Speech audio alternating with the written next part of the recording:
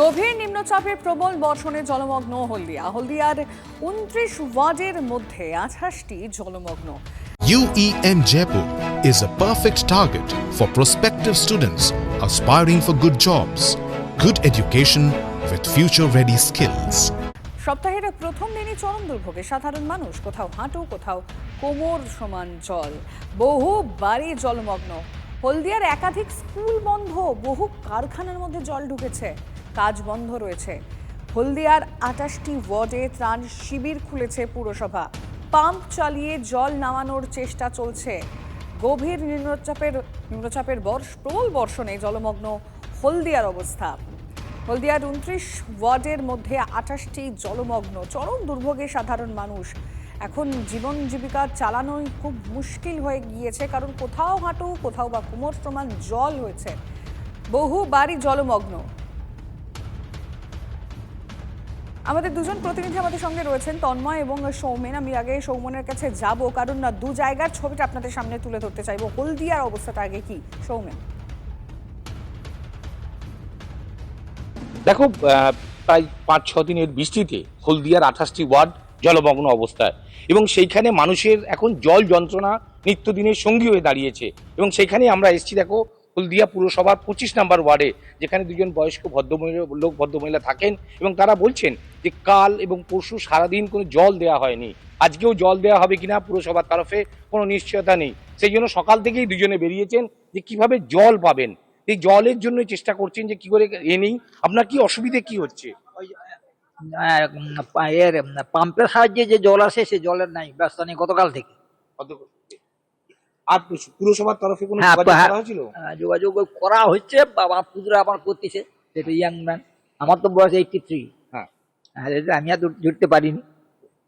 বলা হচ্ছে যে পুরসভার তরফে যোগাযোগ করা হয়নি, কিন্তু বলা হচ্ছে যে ওনার বয়স ৮৩ বছর, তা সত্ত্বেও উনি যেতে পারেননি। যে শিবির হয়েছে সেইখানে আমরা দেখতে পাচ্ছি যে জল একদম, দেখো, একদম বাড়ির ভেতরে ঢুকে গেছে একদম। তাতে কিছু অসুবিধা বোধ করছেন? কি অসুবিধা বোধ করছেন? আমরা খাটের উপরে যে বসে আছি, এগুলো দুটো আলু ভাতে ভাত, তার জল পাচ্ছি না। আর সন্ধ্যাবেলা শুধু শুকনো মুড়ি খাচ্ছি, এই খেয়ে আমার বয়স ৭৫, আর আমার হাজবেন্ডের বয়স ৮৩। আমরা কি অসহায় অবস্থা, আপনারা জল ছাড়ুন।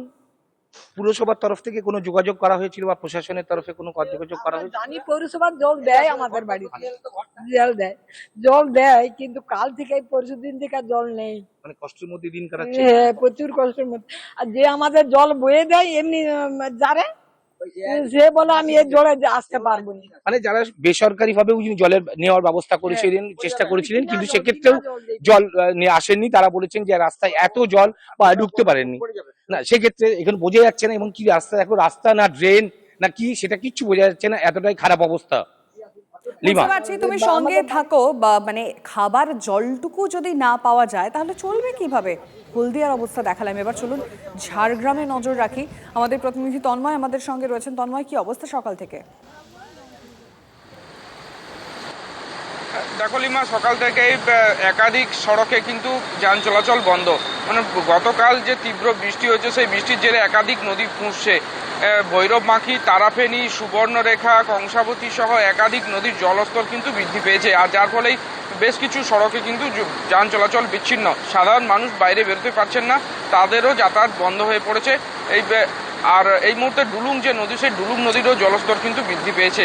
সকাল থেকেই এই ধরনের অবস্থার সৃষ্টি হয়েছে, এবং বেশ কিছু জায়গা থেকে, যেমন হচ্ছে গালুডি এবং মুকুটমণিপুর জলাশয় থেকেও কিন্তু জল ছাড়া হয়েছে, আর যার ফলেই এই নদীগুলি কিন্তু ফুঁসছে। লিমা, নজর থাকবে, তোমরাও সাবধানে কাজ করো। ঝাড়গ্রাম এবং হলদিয়ার ছবিটা আপনাদেরকে আমরা দেখালাম, মানে দুর্যোগের দুর্ভোগ, এবং TV9 বাংলা সাধারণ মানুষের পাশে থাকছে, তার সেই ছবিগুলো আপনাদের সামনে তুলে ধরলাম আমরা।